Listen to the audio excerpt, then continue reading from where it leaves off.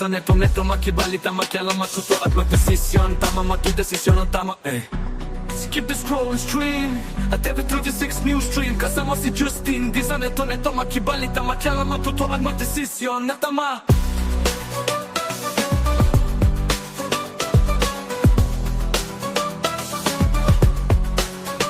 Skip the scroll and stream at every 36 news stream. Kasama si Justin. Di sa neto makibalita, makialam, matuto at magdesisyon na tama, magdesisyon na tama.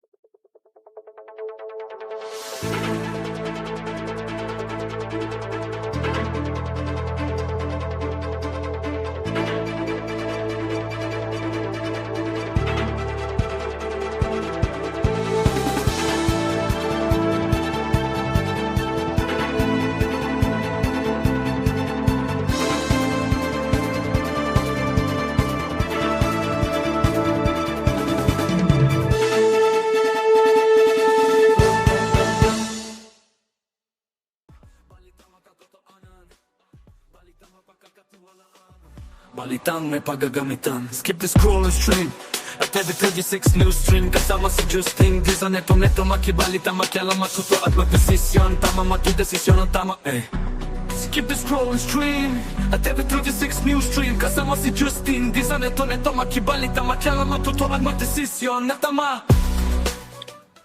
Isang mainit na tanghali po ng Martes mga karehiyon at welcome sa inyong paboritong tambayan tuwing tanghalian. Ito po ang CLTV 36 News Stream.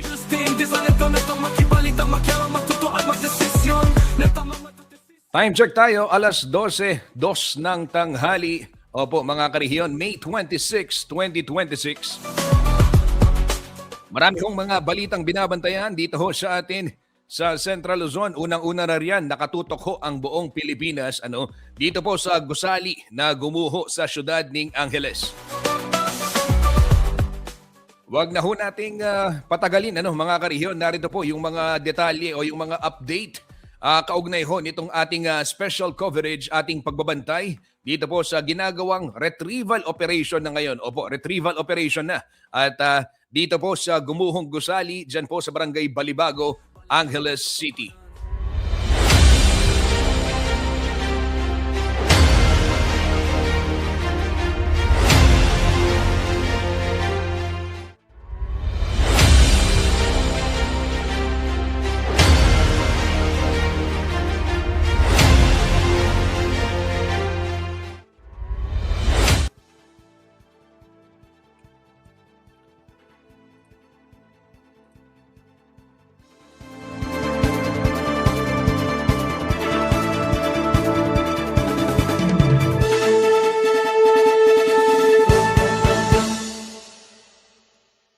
Mga karehiyon, ang inyo pong nakikita ay ito pong drone footage ng CLTV 36 News. Kuha po ng ating kasamang si Paulo G. Santos.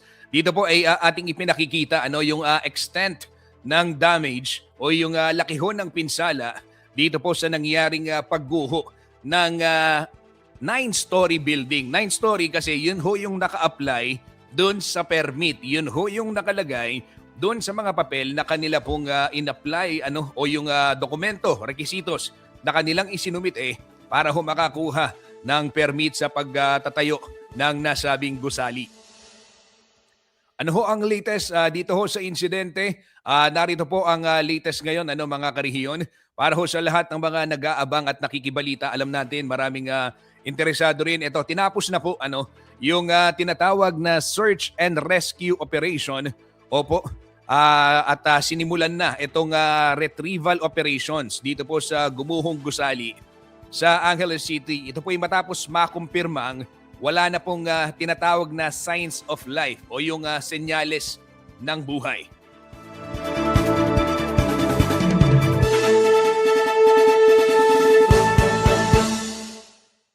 Ayon ho kay Fire Superintendent Maria Lea Sagili, ang Regional Public Information Officer ng Bureau of Fire Protection Central Luzon o BFP Region 3, 8:27 ng gabi nito pong Lunes, May 25, nang i-terminate yung isinasagawang search and rescue operation.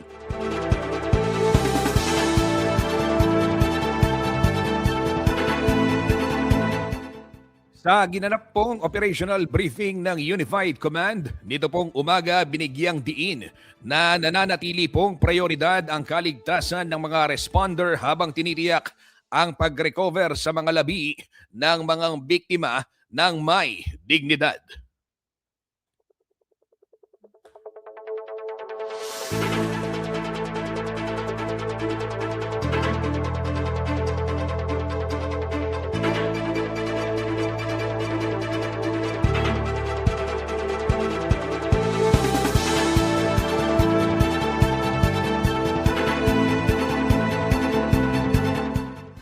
Pakinggan ho natin itong bahagi ng press briefing ng Unified Command Center o Unified Command System dito po sa insidente kani-kanina lamang. Narito po ang kanilang mga pahayag. Latest update po mula dyan sa Ground Zero. Pakinggan po natin mga karehiyon. Yung lahat po ang Unified Command System, mga PIOs po kami from PFP and the Angeles City Local Government. As of 8:27 p.m. of last night, the Unified Command System has decided to cease yung search and rescue operations. Desisyonan po ito after nung briefing last night kasama ang Pasig City LGU. Ginamit po yung kanilang life locator equipment. Ito po, to clarify, ito yung ginamit last night na pang-detect ng sign of life. Yung pong pinaka-final testing nila na ginanap po last night around past 6 p.m. Naging consistent na po yung kanilang findings using the life locator indicating no signs of life. So with that final testing, nakapag-decision po ang Unified Command System to stop yung search and rescue. And right now, today po, we are transitioning now from search and rescue to retrieval and clearing operations. Just to clarify, sir, this last night, 7 p.m., ang sabi natin, search and rescue pa rin. What happened? 1 hour lang nakalipas halos. Yes po. No? So, nagkaroon ng briefing after that nung tayo ay nag-rescon at nag-report sa atin yung mga on-site mismo sa pamamagitan ng mga nandun mismo yung sa Pasig City LGU team at in-explain lahat sa atin kung ano yung naging findings sila. So we come up with that decision. So nung afternoon po, late afternoon, they were still seeing signs of life. Yes. Tapos nag-check sila ulit, nawala. Ganun po ba? Nagkakaroon po kasi ng false positive readings, no? Yung equipment. Iba-iba yung ginagawa nilang orientation, merong aerial, merong side. So pag minsan po nasasagap din yung mga life forms katulad ng mga animals, no? Yung pag iba yung orientation, pag minsan yung mga rescue responders naman ang maaaring nasasagip. Yun yung mga explanation during the false positives. Pero sa mga iba pang mga detalye on that ground zero, Ma'am Leia, would you like to add? We would like also to clarify, minamagin natin by 7 p.m. may signs of life. Actually, that signs of life started pa po mga 3 p.m. And then, that 3 p.m. po yung ating continuous verification, 3 p.m. onwards until 7, until 8 p.m. po, ganun po kahaba yung sequence na ginawa natin na pag verify talaga kung mayroon pang life, meron pa tayong madetect na buhay dun sa paligid. So from 3 p.m. to 8:27, yung series of paneling po na ginawa natin, ginamit po natin yung kanilang life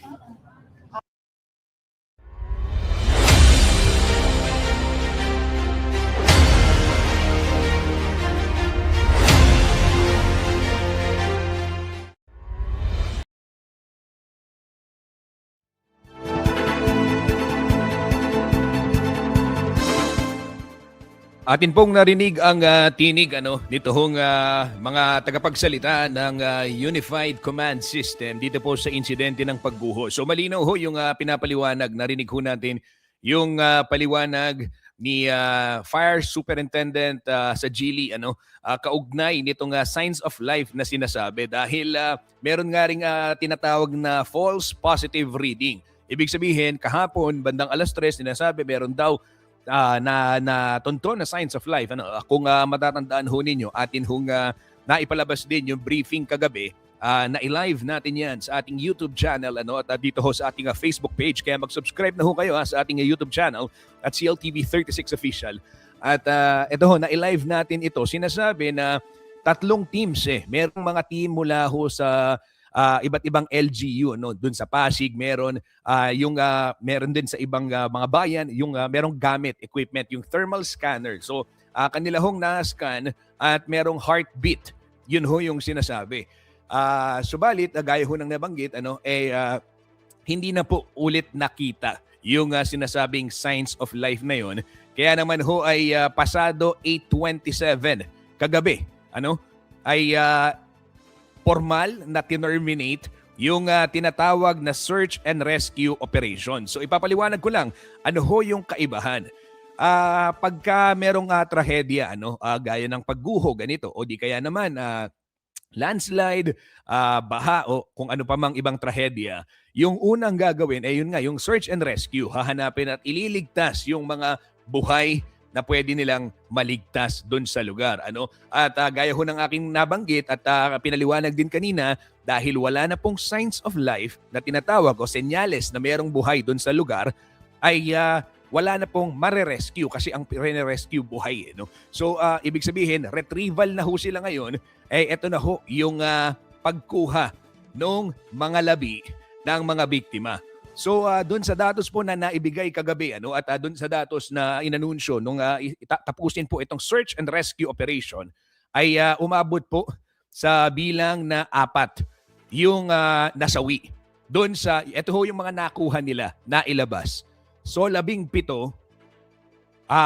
yung inanunsyo na missing. Batay ho doon sa huling datos ng ibinigay ng Unified Command System. So yan ho yung mga kaganapan ngayon mula ho sa ground.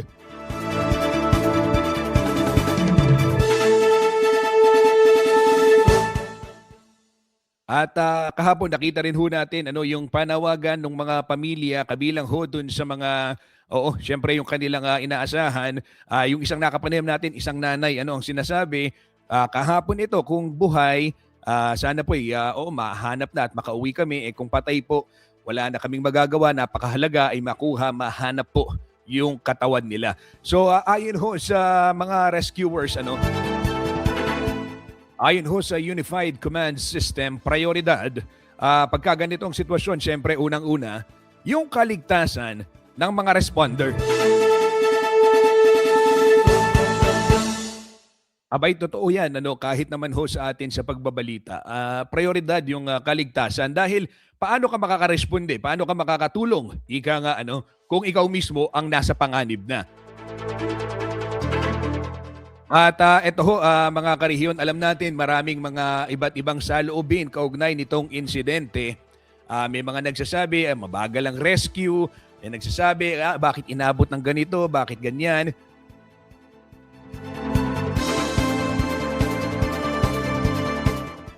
Sinabi rin ho ito ng Unified Command System na uunawaan nila yung pagkadismaya ng marami sa ating mga kababayan, pero hinihingi nila yung pag-unawa dahil hindi biro itong ginagawang operasyon. Ano?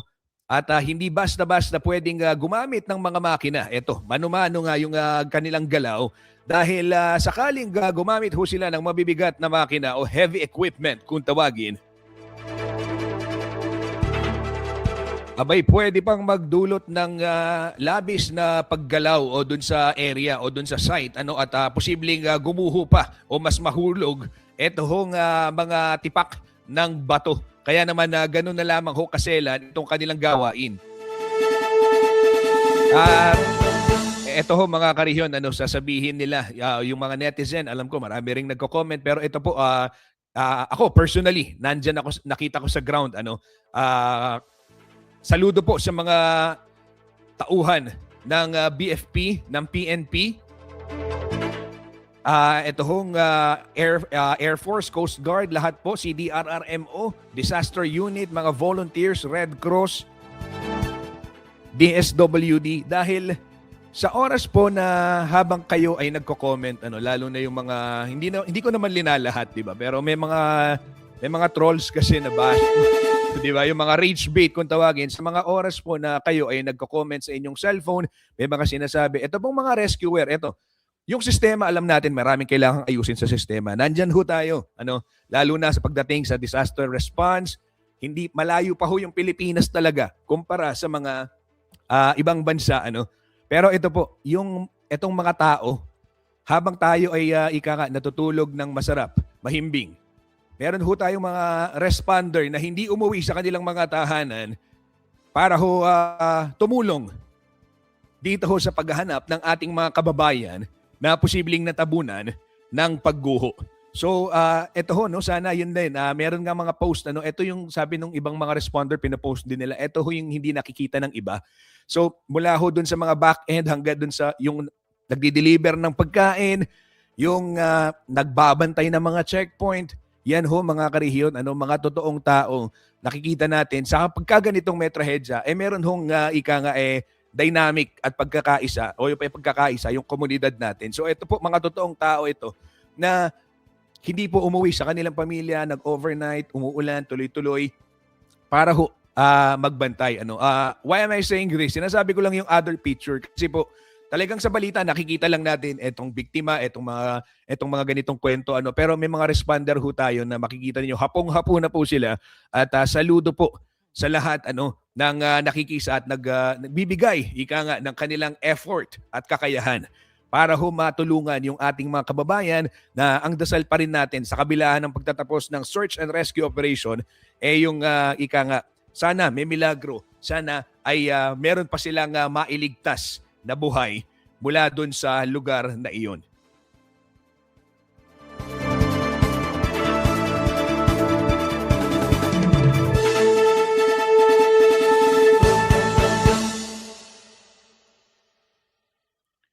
Pero syempre ito ho mga karehiyon, sa kabila ho nito ay ating binabanggit, gaya na sinasabi ng marami, kailangang merong managot. Opo, ito yung mga tinitignan ngayon.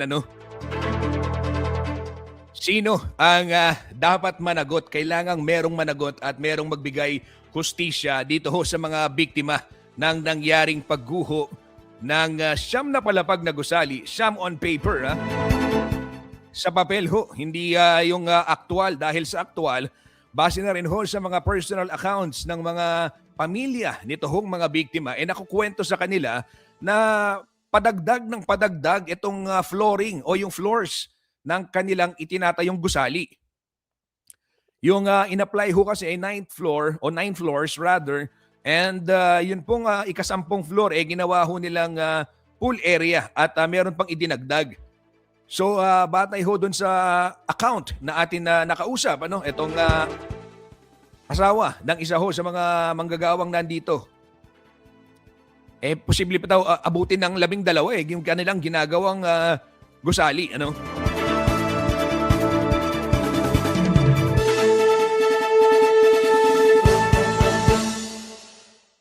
At kaugnay naman ho niyan, ito mga karehiyon, ano, tututukan umano ng Bureau of Fire Protection o BFP ang posibleng pananagutan sa batas ng may-ari at kontraktor ng gumuhong under construction na gusali sa Barangay Balibago, Angeles City. Ayon ho kay Fire Superintendent Maria Lea Sagili, ang Public Information Officer ng BFP Central Luzon, sentro ngayon ng kanilang investigasyon ay kung sumunod ba ang mga ito dito po sa mga safety protocol, ano, at kung meron bang sapat na permit o kung may structural defect ang gusali bago po ang naganap na pagguho.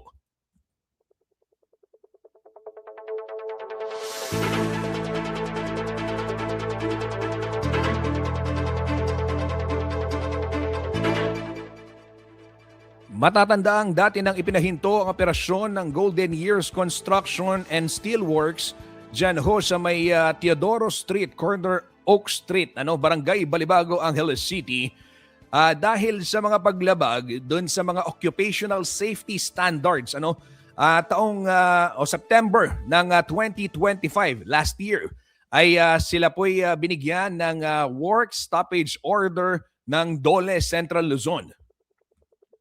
At matapos naman ang isang buwan ay na-lift ang nasabing kautusan matapos umanong mag-comply ang kontraktor sa mga kinakailangan na safety requirements ng DOLE.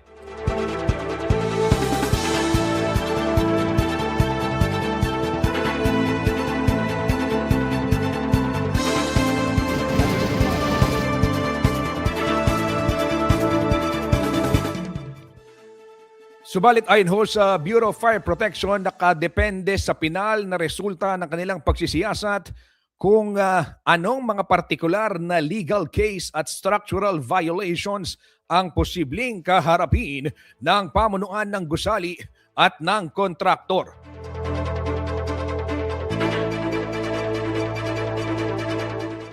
Sa mga nagtatanong, Kuyang Justin, sino ba yung may-ari ng nasabing gusali? Batay ho sa mga opisyal, ano, na ating nakapanayam, ayon na rin sa BFP, isa pong Ernest Jackson Lim.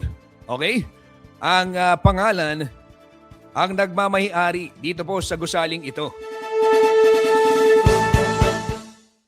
Ito raw po ay isang condominium hotel o yung tinatawag na mga paupahan, ano, vacation house, mga staycation, kaya meron silang swimming pool dun sa taas.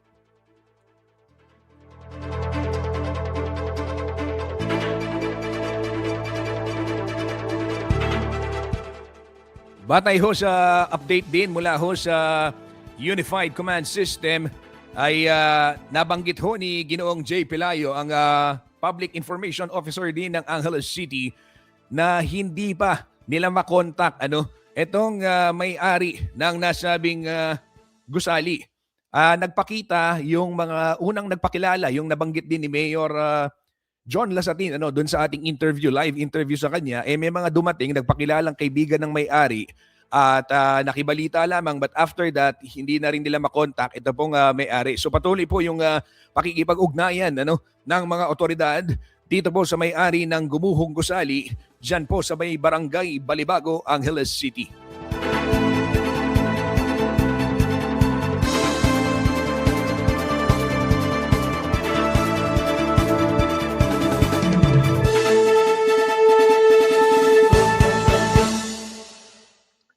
Ito ho, kapapasok lamang na balita mula po sa ating senior investigative reporter na si Kuyang Paulo G. Santos. Isa sa ilalim po sa isang buwang preventive suspension ang direktor ng DOLE Region 3 na si Director Geraldine Panlilio, kasunod po ng insidente ng gumuhong under construction na gusali sa Angeles City, Pampanga na ikinasawi ho ng 4 na individual.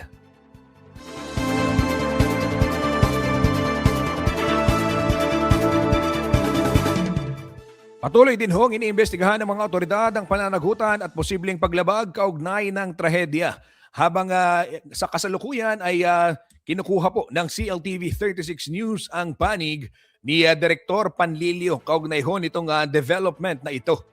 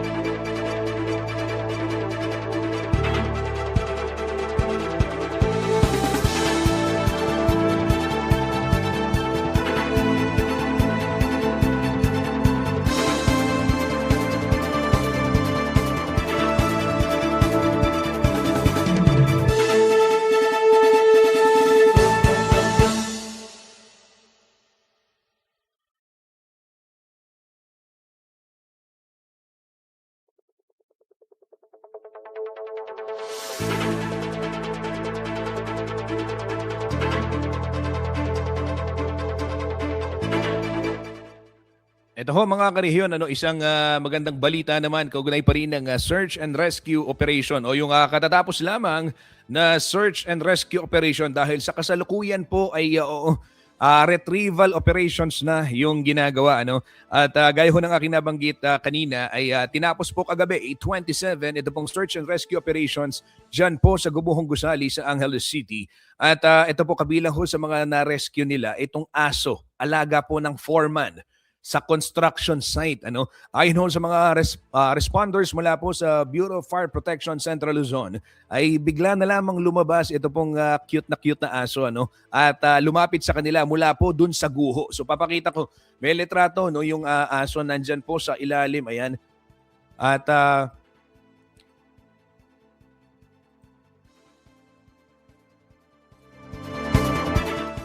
lumapit ho sa kanila at masayang lumapit sa kanila nang makita ho yung mga rescuers. Sa ngayon ho'y nasa pangangalaga na umano ng City Veterinary Office ng Angeles City.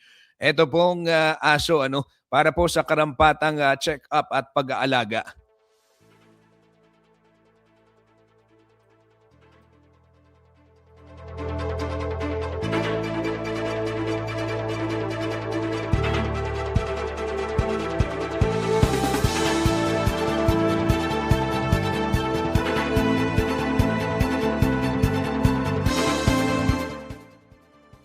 Isang mabilis na patalastas lamang, tuloy-tuloy ho tayo sa mga paghahatid ng update at iba pang mga balitang makatotohanan, mapagkakatiwalaan at may paggagamitan.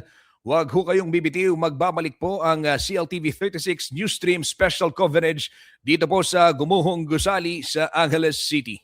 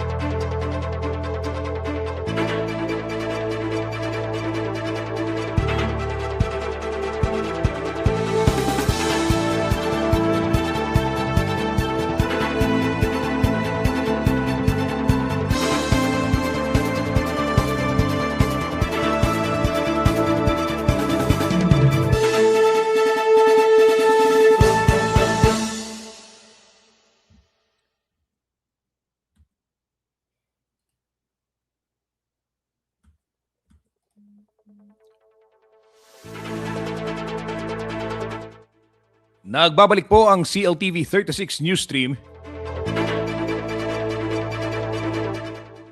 Nakatutok ho sa ating programa. Ito, batiin ko lamang itong mga nagko-comment. Basahin natin, bigyang daan ho natin. Sabi ni Stephanie Aguirre Garcia, grabe, no signs of life. Paano tagal ata ng search and rescue? Ito po ay, mula sa ating kababayan na si Stephanie Aguirre Garcia. Ayan, kanya hong komento.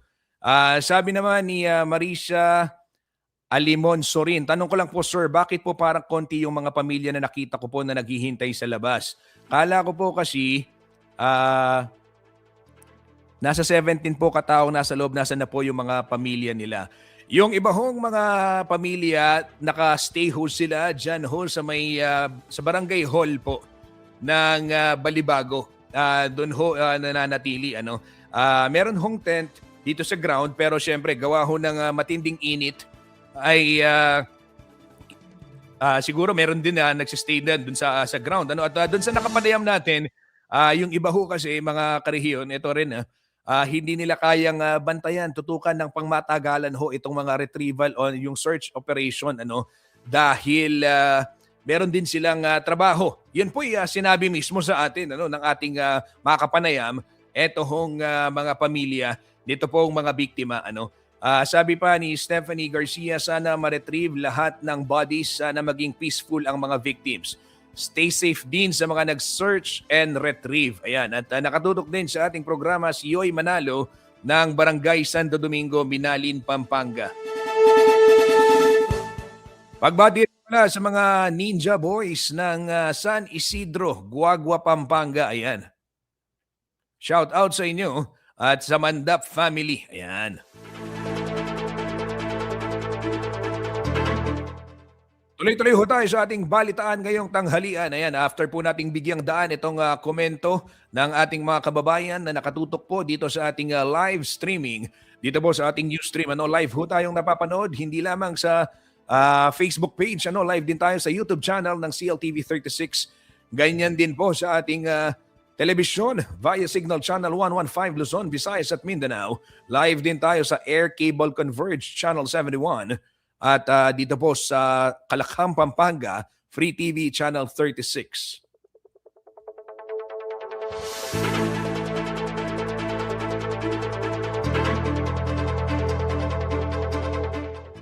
Isang survivor po sa pagguho ng gusali sa Angeles City ang nakapanayam ng CLTV 36 News at ibinahagi po niya sa atin yung kanyang naging karanasan. Siya po ay si Brian Sitangco. Nagtatrabaho bilang scaffolder dyan po sa construction site. Pakinggan ho natin yung kanyang biglang dilim. yung kanyang kwento, mga kariyon. Narito po. Ano yung naalala mo nangyari doon sa araw na yun? Na ano ko lang nun, paggising ko, yung una yung humulog yung malaking batong tumagos na sa bubong. Tapos nung tumatakas na ako, balak ko na sana nung tumakbo palabas, yun na yun, naguhuan ako. Naipit na ako. Biglang dilim, burnout. Wala akong ibang maisip, iligtas yung sarili ko. Kundi di ko alam kung saan pupunta at madilim, wala nga ako makita. Maya-maya, may naghihiyawan na sa labas. May aninag na akong ilaw, mga flashlight. Nakita ko may maliit na butas. I-estimate ko, kasya naman ako. Kaso sa posisyon ng katawan ko, medyo naipit, talanganin. Pinilit ko na lang kahit masakit. Kasi para maligtas nga lang sarili ko, kasi wala naman kong mga saan, sarili ko lang. Hanggang sa nakalabas ako, pero iniisip ko pa rin yung katabing barracks ko, kamag-anak ko. Sinisigawan ko kung okay ba sila, okay kayo dyan, titatanong ko yung pangalan. Pero wala nang sumasagot. Nung nakalabas na ako, nakita ko na yung building, guho na pala. Kala ko yung natipak lang ng konti. Nung gumuho na pala yung buong building, tinitingnan ko halos, parang nilagay ko na sa isip ko na, parang ako lang nabuhay. Hanggang sa na-rescue na ako ng pulis ng Station 4, tapos ng BDRR. Dinala ko sa hospital sa una. Natandaan ko una hospital. Doon ako in-x-ray na ginamot. Nabot ako doon ng hapon. You know.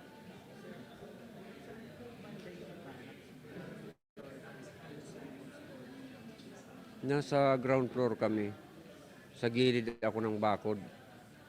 Parang labas na siya ng building. Hindi na siya nasasaklawan ng building, nasa labas na ako. Kaya nung gumuho siya, konti lang na ang nasa akin, konti na lang na bato ang nakadagan sa akin. Hindi tulad nung sa iba, doon talaga sa kanila natambak yung mga simentong nadurog. O tanda ko kahit kung makikita ko ngayon, tanda ko kung saan silang lugar or parte ng nagiba na yun. At alam ko rin kung saan parte doon ang walang tao. Kasi kami yung magkakasama doon sa ilalim na yun. Ang alam ko nga dyan yung asawa ng security, yung bantay, yun lang ang isang nakakabukod na malapit siya doon sa may gate ng building. Kuya, pero gising kayo nung nangyari. At nung gising kayo, paano kayo natara? Nung nadaganan na ako, yun ako di ko na alam kung saan ako nakaharap or kung saan ako parte na. Pero nung maya-maya, nung nakarinig na ako ng hiyaw ng tao, may ilaw na, naalala ko na kung saan ako parte kasi tanda ko na lagi ko natutulog doon.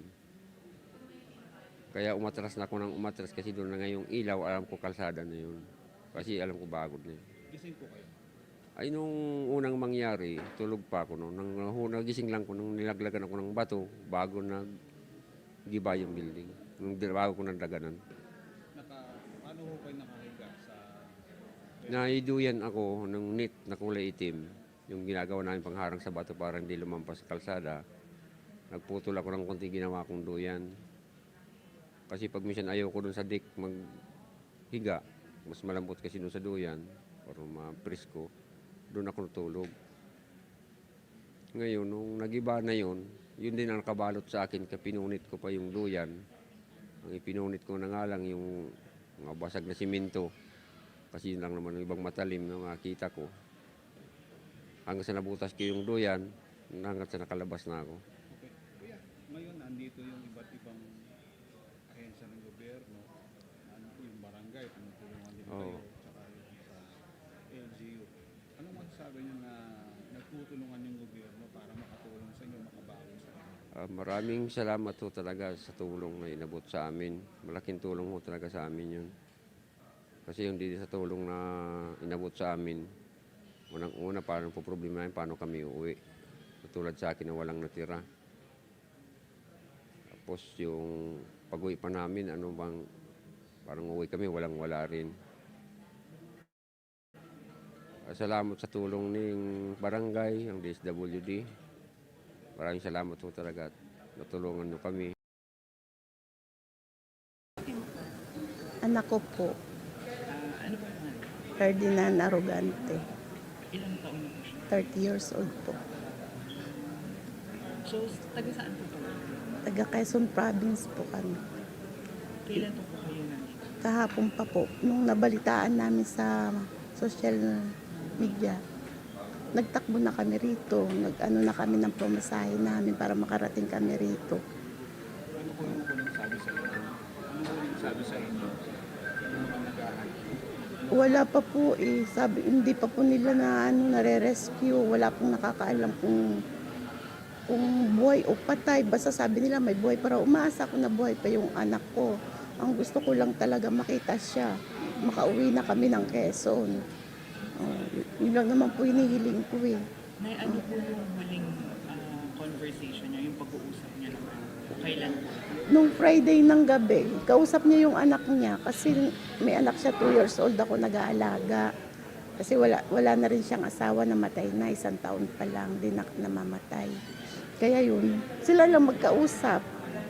O, tapos nagpadala pa sa akin yun nung Saturday, nung sahod niya. Sabi niya, Mama, 1K lang muna papadala ko ha. Kasi wala akong pera dahil bumali ako. Yung binigay ko sa'yo na pinambayad ng kuryente. Yun lang huling usap namin. Dapat pala nga, hindi ako kasi nakatulog nung Sabado ng gabi, hindi ako nakatulog hanggang 1 o'clock.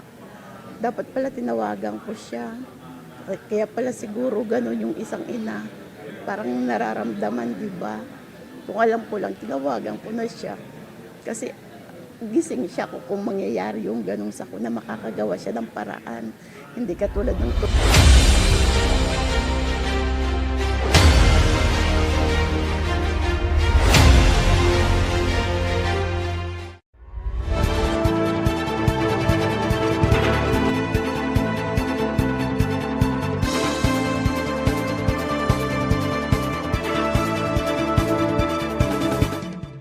Atin hong narinig itong tinig ng isang survivor na si Kuyang Brian Sitangco at isa pong nanay ng biktima na ang tanging dasal ay maiuwi po sa kanilang probinsya. Ito pong kanyang anak. At sabi niya kung buhay ay maraming salamat. Kung hindi na po buhay ay sana'y dasal ko pa din.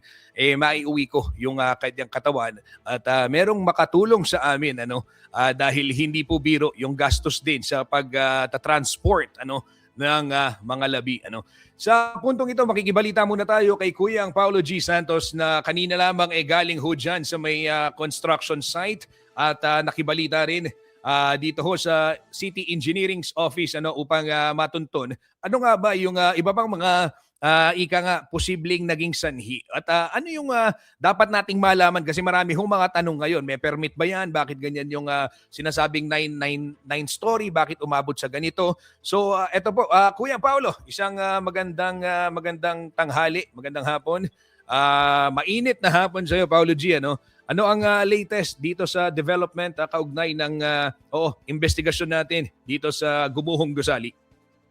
Kuya Justin, wala pa rin talagang linaw at walang kooperasyon itong may-ari at gayon na rin yung kontraktor dito sa ginagawang retrieval operation ng lokal na pamahalaan. At sa ginawa natin na pagsisiyasat mula sa City Engineering Office, pagtungo natin dito sa City Hall, isa yan sa ating naging mission, yung makita yung structural design at gayon na rin kung sino yung mga nakapirma dito sa permit at nagsagawa ng inspeksyon. At dito sa ating nakita kanina, Kuya Justin, sa pagpapalipad natin ng drone dito sa mga footage, nakita na natin yung pagposisyon nga nitong mga rescuer kung paano maisasagawa yung retrieval operation. At dito nakita natin meron talagang 4 na sektor na pumuposisyon para isagawa itong mano-mano pa rin na retrieval operation dahil delikado at unstable yung mga concrete slab sa mga paunang sinasabi nitong BFP, Kuya Justin, dahil mayroong bakal dyan at scaffolding na napaka-vulnerable ng mga ito na baka masira. At dito sa pagposisyon nila doon sa 4 na sektor, Kuya Justin, sa footage natin makikita na gumagamit na sila ng mga heavy equipment na maituturing, pero ito yung mga power tools kung tawagin, gaya nung bolt cutter, mas mabilis itong magputol, pero meron pa rin nakikita tayong ilang mga kagawad nitong BFP na gumagamit naman ng mga pagdistrungka. So nakikita natin sa ground, sa mata nitong ating mga kababayan na eto nga, nagiging sensitibo yung issue ng gaano kabilis yung response nila sa pag-retrieve. Pero doon sa actual ground, kailangan maintindihan din nitong ating mga kababayan na hindi raka-raka yung pagpasok nila dito sa ground zero, Kuya Justin. At gumagamit na nga itong mga rescuer ng thermal scanner, K9 dogs, at yung heartbeat vibration detectors. Pero sa katotohanan, Kuya Justin, pagka binanggit mo na yung terminong retrieval, yung pag-alsa mo na doon, malaki yung tsansa na yung mga nandun wala ng buhay. Yun yung masaklap na katotohanan. Pero meron tayong nakikita at pagpapaliwanag nitong nasa ground, magamit sila ng air tubes para makapasok yung oxygen sa mga packet nitong debris. At totoo, limitado yung paggamit ng heavy equipment na ating nakikita dahil maaring gumuho pa rin daw, Kuya Justin, ang mga natitirang bahagi ng struktura at mas lalong maipit ang mga nasa ilalim. So, yung pagkakahati ng apat na sektor nitong BFP upang mapabilis daw yung retrieval at assessment, at ayon din dito sa mismong nagtitimon ng mga rescuer, Kuya Justin, nakatagilid kasi itong na-pancake na pagka-collapse itong structure patungo nga dito sa Sector 3 at 4. Kaya critical ang galaw ng retrieval teams, Kuya Justin. At dito naman sa development ng sisiyasat natin, Kuya Justin, kung sino yung mga mapapanagot sa usapin naman itong sino ba responsable at ano na yung mga nakita nilang mga paglabag, Kuya Justin. Nauna na nga binanggit ng bagong talagang DOLE Secretary, Acting Secretary, si Attorney Francis Tolentino, na talagang isa sa occupational safety rules ng DOLE, Kuya Justin, yung pagtatayo ng workers barrack sa loob mismo ng active construction zone, yan ipinagbabawal. Bawal na bawal talaga yan, Kuya Justin. At isa nga dito sa malaking development na ating hinahanapan din ng panig itong sa Regional Director ng DOLE Region 3 ang kanyang pagkakasuspende. Meron tayong nakalap na balita na merong 1 month preventive suspension ito, Kuya Justin. So dito sa ground, medyo limitado na rin yung pagposisyon nitong mga kagawad ng media dahil merong restriction doon sa kilometer radius para at least mabilis yung pagresponde ng mga nasa ground para at hindi makaabala yung media. Pero pinagkakaloob naman sa atin yung mga video nila at yung mga updates kung ano yung inuusad nitong kanilang retrieval operation. Pero sa nakikita ko, Kuya Justin, talagang hindi ganun kabilis. Wala pang gumagalaw doon sa mga heavy equipment at talagang napahirapan. Yun yung sitwasyon. Oo. Paulo G, puntuhan natin yung sinasabi mong wala pang gumagalaw sa mga heavy equipment. Kasi eto nga, yung pangamba kasi marami nagsasabi, bakit mano-mano? Ito binanggit na ni Kuyang Paulo, ulitin ko lang. Kasi pag naglagay yan ng mabigat, heavy equipment o yung mga makina na malalaki, hindi lamang yung vibration nun, yung pag nag-drill sila, nag-vibrate, posibleng meron pang gumuho. So ito yung kanilang iniiwasan. Kaya kung makikita ho ninyo, talagang kamay, mano-mano, manual, yung kanilang ginagawang pagbubuhat sa mga tipak ho ng bato dito. Kuyang Paulo, pag-usapan natin yung disenyo. Marami ka nakausap, ako rin may nakausap, sinasabi nga, hindi lang 9 floors yan. Mas mataas sa 9 floors. Ano yung bit-bit mong dito, information kaugnay nung pagsisiyasat natin? Kuya Justin, base dito sa mga kaanak nga nitong mga missing, ang binabanggit nila, tatagal pa daw sila sa kanilang sinasagawang construction site, gawa ng umabot daw sa 12th floor yung gusali na kanilang ginagawa o itong hotel, Kuya Justin. At dito nga sa disenyo nitong structural design nitong gusali, at doon sa mga lumalabas na footages sa Google Earth way back 2024, nakita natin yung kung ano itsura nito. At doon sa mga video din, Kuya Justin, kung gaano rin ka-miserable yung buhay ng mga manggagawa. Walang harness. Yung nakakatuwa dito, Kuya Justin. Ang issue nga, bakit nagkaroon ng stoppage order sa pagtatrabaho pero nilift at sinabing yan nag-comply naman, pero doon sa mga video talagang sa paggawa nitong struktura, Kuya Justin, makikita pa rin yung issue ng occupational safety standard hindi napapatupad. So Kuya Justin, talagang isa yan sa gusto nating makita yung buong picture kung paano yung usad ng investigasyon, pero ang binabanggit ng BFP, meron na daw silang technical working team kasama yung mga structural engineer na kumukuha, na nag-gather ng ebidensya dito sa mismong ground para makuha yung buong picture. Kung ito bang kung sa usapin ng pundasyon may nagkulang, kung meron bang issue din dito ng substandard. So as of this time, yan ang ating hinahanapan ng development kung ano yung usad ng investigasyon. Kasi yung liability dito, Kuya Justin, itong mga in-authority, bakit nangyari ito. At sa pahayag nga ni Pampanga Governor Lilia Pineda sa ating panayam kanina o kahapon, ang binabanggit talaga niya, merong lapses sa tingin daw niya sa city planning at itong engineering office kung bakit parang nagkukulang yung due diligence dito sa mga gusali na alam naman natin ito ay commercial district at itong mga gusali sa Angeles City high-rise ito. Kaya napapanahon na magkaroon talaga ng inspeksyon sa lahat nitong mga gusali na nakatayo dito sa highly urbanized city. Okay, maraming salamat Paulo G. Santos para sa iyong ulat at antabayanan pa namin yung development kaugnay nitong mga katanungan ng ating mga kababayan dahil nabanggit din ni Fire Superintendent sa Gili na gusto ko lang banggitin yung pagbibigay ng impormasyon ng Unified Command System ay maayos nasa oras at talagang nagbibigay ho sila ng update yung mga kailangan nating malaman, ibinibigay nila at ito po ay importante dahil marami ho sa ating mga kababayan yung nakikibalita, may mga kaanak sila dito at talagang gustong malaman ano yung nangyayari. At hindi lang yun, Paulo G.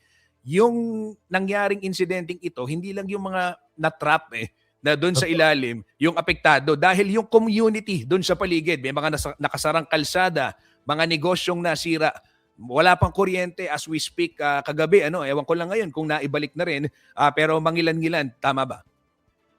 Totoo, Kuya Justin. At meron na rin pagposisyon itong PCAB, yung mga asosasyon ng mga inhinyero na siyang nagsisiyasat dito sa dokumento ng kontraktor. Ang pahirapan nga lang sa atin ngayon, Kuya Justin, itong pagkuha nitong mga paper trail. Dito na tayo para at least masiyasat ng maigi, kung sinong may-ari, sino yung direktang kausap dito. Kasi alam mo naman pagka usapin ng construction sa countryside, Kuya Justin, andyan at malaking say yung nasa ground si foreman laang.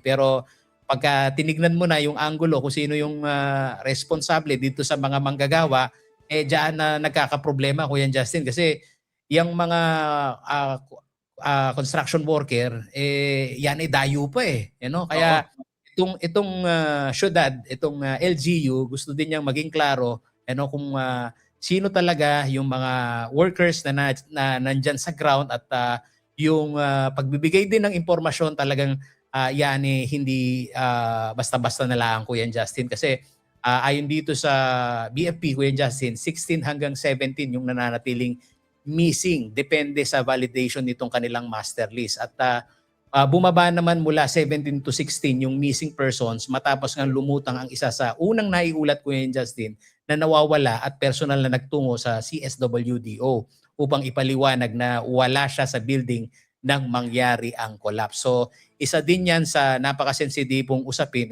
dito sa pag-account nitong missing, pero ang kanila talagang habol, Kuya Justin, dito sa retrieval operation, kahit mabagal na nakikita sa matahon nitong publiko, yung tsansa din na baka meron pang buhay doon. Although yung pagdeklara nila na retrieval operation na, hindi mo pa rin maaalis, Kuya Justin, na baka. Kasi yung mga pamilya doon na nag-aabang, inaasahan pa rin nila. Merong nawawalan na talaga ng pag-asa dahil sa tagal nitong halos ilang oras na o ilang araw. Pangatlong araw na ito, Paulo G. Tatlong araw na. Kung ikaw nakahiga lang dyan at walang nakadagan sa'yo, talagang baka ikay masawi din, Kuya Justin, dahil sa init ng araw at kung sakaling mga nakaipit dyan, walang tubig, walang pagkain, talagang makukompromiso yung kalusugan mo. Okay, maraming salamat, Paulo G. Santos, para sa iyong komprehensibong ulat. Kami makikibalita pa maya-maya. Yan ho mga karehiyon, si Kuyang Paulo G. Santos ating narinig, yung kanyang update kaugnay nitong Opo, ay ginagawang investigasyon. Maraming nagtatanong, sino ang dapat managot? Sino ang papanagutin? Ano? At kabilang ho sa mga nabanggit, ito nga tinitignan ng BFP, yung may-ari sa pangalang Ernest Jackson Lim na hanggang ngayon ayon na rin sa Unified Command System ay hindi pa nila naaabot. Opo, hindi nila makontak matapos pong dumating nung first day o nung araw ng linggo, yung araw mismo na pag-collapse ng gusali, yung mga nagpakilalang kaibigan niya. At kabilang ho sa mga latest development, ito mga karehiyon, kapapasok lang na balita, ulitin ko lamang, isa sa ilalim umano sa preventive suspension ng isang buwan. Ito pong si Central Luzon Labor and Employment Director Geraldine Panlilio, kasunod ho ng pagguho ng gusali dito po sa may barangay Balibago, Angeles City.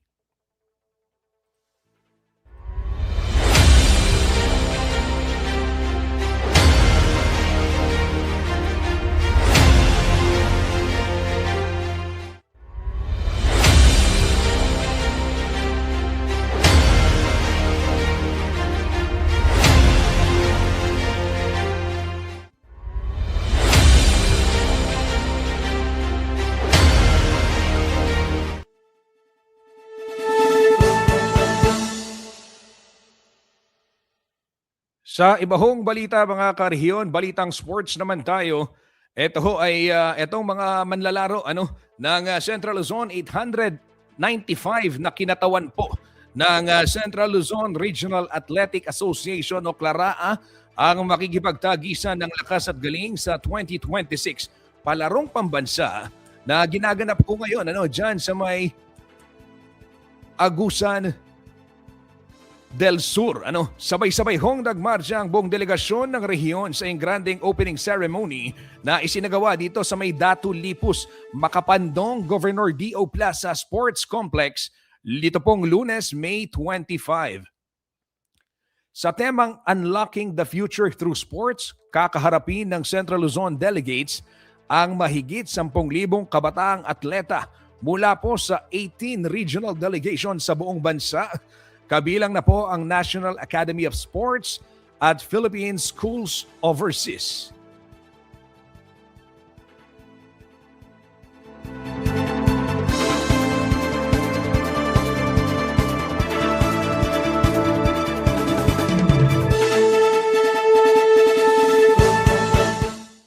Samantala, inanunsyo naman ho ng pamahalaan na sa kauna-unahang pagkakataon ay makatatanggap ng incentives ang mga medalist sa palarong pambansa at para games.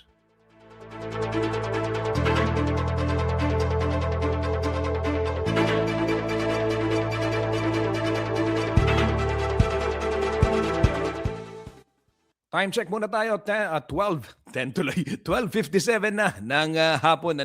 Balitang may paggagamitan. Skip the scroll and stream. Magpapaalam na po si Justin Dizon. Maraming salamat sa lahat ng mga tumutok dito sa ating programa. Yung mga nakibalita sa inyo pong online tambayan tuwing tanghalian.